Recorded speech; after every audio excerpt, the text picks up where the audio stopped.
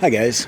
Hey, I am getting ready to join in on the under 1,000 subscriber group build hosted by Mike over at Model Speed Shop.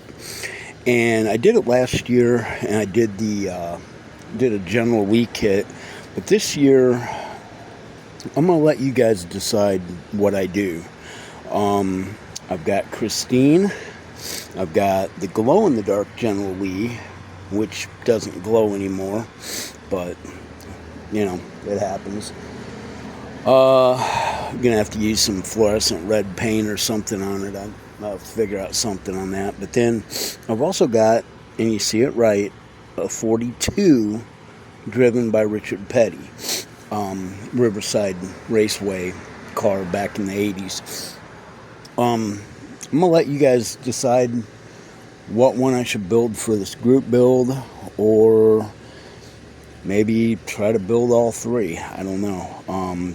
It's August 1st to October 31st, I think, Halloween. It's the time to build. So anyway, see what happens. I'm gonna put a poll on my page here of which kit and things like that. And let you guys decide, which ones I should build for it. So, anyway, thanks, guys. Thanks for watching.